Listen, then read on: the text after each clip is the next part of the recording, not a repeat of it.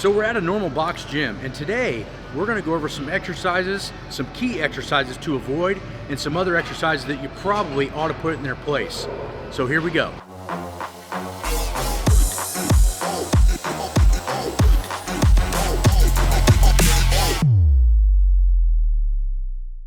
So instead of doing a bench press machine, you're better off actually doing dumbbells. Now there's a couple big reasons for this. One, it's gonna move in your natural plane of motion. It doesn't matter how you're built. Using a dumbbell, your body's gonna move in its natural position. And number two, the big thing that is another thing that most people don't think about is when you're balancing two different objects, you're gonna get more stability out of the exercise. And let's face it, if we're the average person, we wanna get stability out of a movement too. In a machine, you're just not gonna stabilize. So let's do some dumbbell presses instead of machine presses. So I may not move straight up and down, even though that's the intended purpose. But the point is this, my shoulder is gonna allow me to adjust however my body feels is natural. So doing this exercise is gonna be a lot easier on my shoulders than actually doing a machine that fixes me in a certain plane.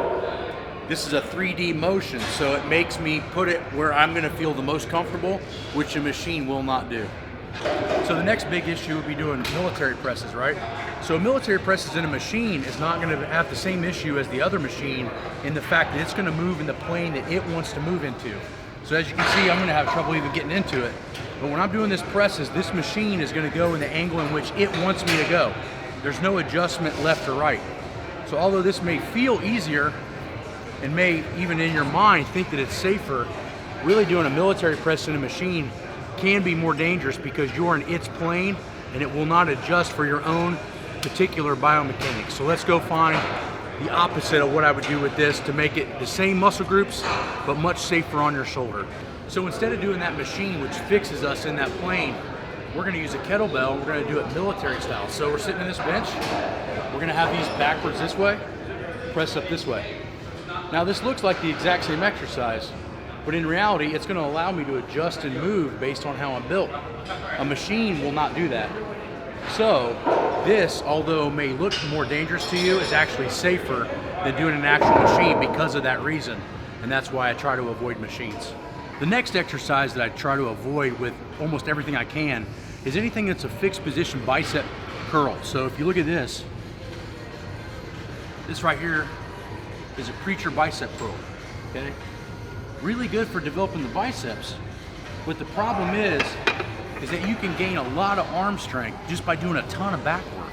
So what I try to avoid is doing a lot of isolated bicep work. If you guys have read any of my stuff, you realize that a lot of my training for a lot of years did not involve a lot of bicep training. And the reason is you don't want to get your biceps too strong before your back cannot withstand the posture. The problem is you start doing a lot of biceps, it's going to start pulling you forward, give you anterior rotation.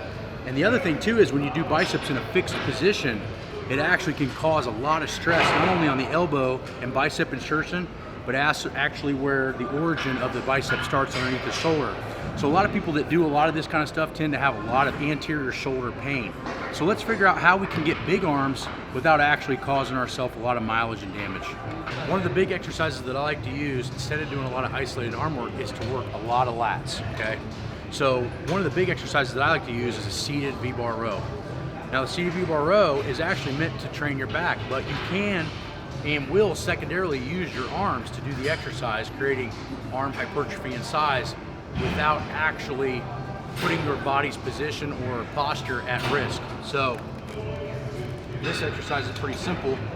You can see that I'm going to use a lot of lat, but I'm also having to use a lot of arm to do it.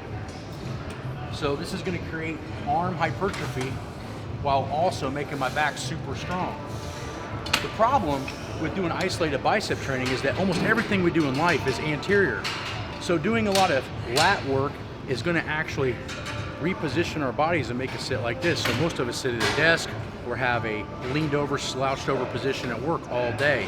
Most of the stuff you want to do in the gym is going to need to counteract that, plus all the anterior work you're doing. So the worst thing you can do is do a lot of pec work without making sure you do a lot of back work. And if you look at all the other videos, you're going to see that I preach double the amount of back work to front work.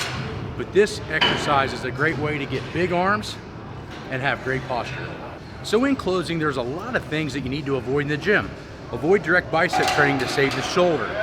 We also looked at why do we avoid shoulder press machines and bench pressing machines, because we don't know what plane or what angle the machine company was making that and who they were making it for.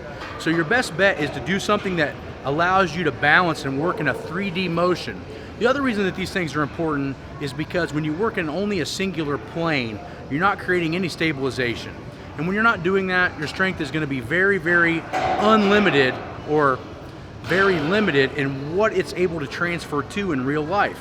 So if you're just trying to train just to be overall generally strong, and you want all this work to transfer over to picking up stuff in the garage and not getting hurt when you're working, you know, out in the yard, then you're going to need to do stuff that makes you learn how to balance, and that's where free weights take over for machines.